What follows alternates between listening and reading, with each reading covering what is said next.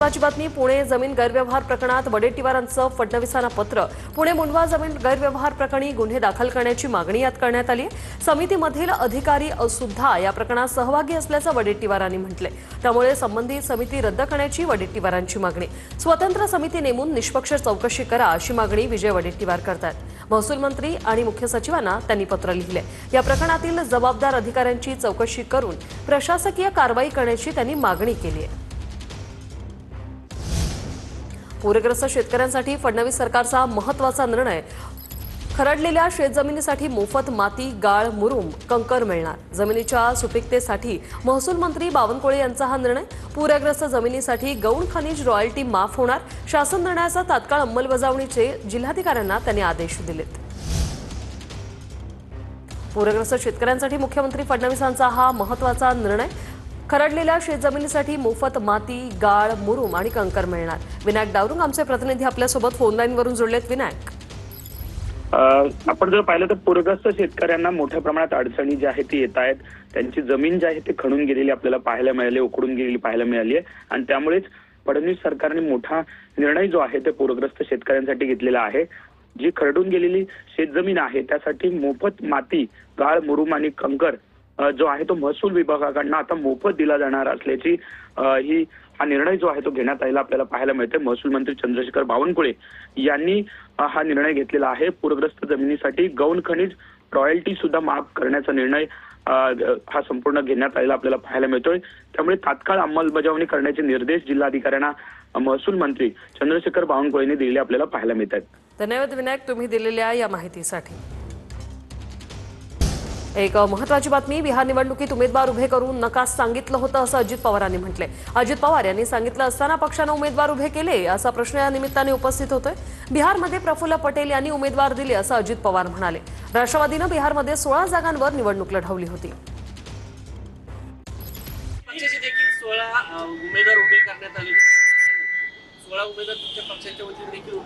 मी तिथं सांगितलेलं होतं की तिथं उमेदवार उभे करू नका, परंतु त्याच्यानंतरच्या काळामध्ये आमच्या इथल्या वरिष्ठ पातळीवर म्हणजे काही प्रफुल्ल पटेल साहेबांनी वगैरे काही निर्णय घेतले, कारण मी तिकडं जास्त लक्ष दिलेलं होतं महाराष्ट्रामध्ये, त्याच्यामुळे मला त्याच्याबद्दलची अधिकची माहिती नाही। तर बिहार निवडणुकीच्या निकालानंतर मुंबईत राजकीय वातावरण चांगलंच तापलेलं आहे। परिवाराचा नाही, मुंबईचा सेवक तोच नगरसेवक अशा आशयाचे बॅनर लावत भाजपने ठाकरेंना डिवचले। याचा आढावा घेतला आमच्या प्रतिनिधींनी, पाहूया। बिहार निवडणूक निकालानंतर मुंबईमध्ये राजकीय वातावरण तापलेलं पाहायला मिळतंय। मुंबईच्या छत्रपती शिवाजी पार्क समोर लागलेला हा बॅनर सध्या अनेकांचं लक्ष वेधून घेतोय। आपण पाहतोय की या बॅनरवरती जो आशय आहे तो अत्यंत महत्त्वाचा आहे। परिवाराचा नाही यावरती काट मारण्यात आली आहे।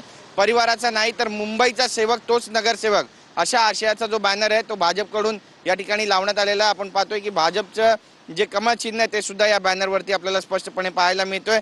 मुंबईचा जो मॅप आहे तो सुद्धा आपल्याला या ठिकाणी दिसतोय आणि मुंबई महानगरपालिकेची जी इमारत आहे ती सुद्धा आपल्याला या ठिकाणी या बॅनरमध्ये स्पष्ट दिसते। मुंबईच्या सेना भवनासमोर मनसेकडून बॅनरबाजी करण्यात आली होती आणि यावर ठाकरेंचा सेवक तोच मुंबईचा नगरसेवक असा आशय लिहिण्यात आला होता। हा जो मुद्दा आहे तो आता भविष्यामध्ये आणखी जास्त वादाचा ठरू शकतो आणि यावर मुंबई महानगरपालिकेची निवडणूक सुद्धा लढवली जाऊ शकते। कॅमेरा पर्सन योगेश गुरवसह गिरीश गायकवाड, TV9 मराठी, मुंबई। तर नागपुरात भगवान बिरसा मुंडा यांच्या जयंतीनिमित्त आदिवासी जनजातींची भव्य रॅली निघालेली आहे। आदिवासी विकास मंत्री अशोक उईके या रॅलीत सहभागी झाले। यशवंत स्टेडियम ते गौंडराजांच्या पुतळ्यापर्यंत या रॅलीत मोठ्या संख्येने आदिवासी बांधव उपस्थित आहेत। आदिवासी विकास मंत्री उईके सर आपल्या सोबत आहे। सर, काय सांगणार? मोठा उत्साह भगवान बिरसा मुंडांच्या 150व्या जयंतीनिमित्त नागपूर शहरातून भव्य दिव्य आदिवासी समाजाची संस्कृतीसह आज मिरवणूक काढत आहोत। यशवंत स्टेडियम पासून तर आम्ही शहरामध्ये पूर्ण फिरणार आहे। निश्चितच आज महाराष्ट्रातील अनेक जिल्ह्यामध्ये जनजाती गौरव दिनाच्या अनुषंगाने मिरवणूक आणि भगवान बिरसा मुंडा अभिवादन करत आहे। विशेष काय वेगवेगळे नृत्य आहे, आदिवासी नायकांचा इतिहास भावी पिढीपर्यंत हा देव दैवत आणि संस्कृती हे जिवंत राहावं यासाठी हे सादरीकरण करणं सुरू आहे. आदिवासी विकास मंत्री अशोक उईकेजी स्वतः या रॅलीमध्ये सहभागी झालेले आहे. विद्यार्थ्यांचा उत्साह वाढवण्याचा प्रयत्न जो आहे तो त्यांच्याकडनं केला जातोय. मोठं आयोजन नागपुरात पाहायला मिळतंय. कॅमेरामॅन छत्रपती संभाजीनगरमध्ये भाजप युवा मोर्चाच्या जिल्हा उपाध्यक्षांचा मृतदेह आढळला. हदियाबाद नारवाडी मार्गावर नळकांडी पुलाजवळ हा मृतदेह आढळला.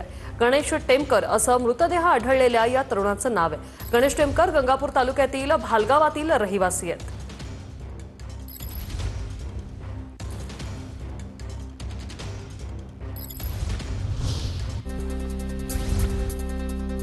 साताऱ्याच्या कराडमध्ये 2 गटात रात्रभर राडा दगडफेक, 2 गटातील हाणामारीत 3 जण जखमी. राड्यात हाणामारी दगडफेक, वाहनांच्या काचांचीही तोडफोड. राड्यानंतर परिसरात पोलिसांचा मोठा बंदोबस्त. नागपूर ग्रामीणचे प्रादेशिक परिवहन अधिकारी विजय चव्हाण यांच्या विरोधात गुन्हा दाखल. गुन्हेगारी कट रचणं आणि विश्वासघाताचा गुन्हा दाखल. सीताबर्डी पोलीस ठाण्यात गुन्हा दाखल. छत्रपती संभाजीनगरात मृतांच्या अंत्यविधी पावतीसाठी 500ची लाच घेणाऱ्याला अटक. सिडकोमध्ये जन्म मृत्यू विभागात एसीबीची कारवाई. परभणीच्या पूर्णामध्ये रेल्वे रुळावरून विद्यार्थ्यांचा जीवघेणा प्रवास. पादचारी उड्डाणपूल नसल्याने रेल्वे रुळावरून प्रवास करण्याची वेळ. प्रशासनाकडे दखल घेण्याची मागणी. नाशिकच्या महात्मानगर परिसरात बिबट्या असल्याची शंका. बिबट्याच्या शोधासाठी वनविभागाचा रात्रभर पहारा. काल सायंकाळी एक बिबट्या जेरबंद करण्यात आला.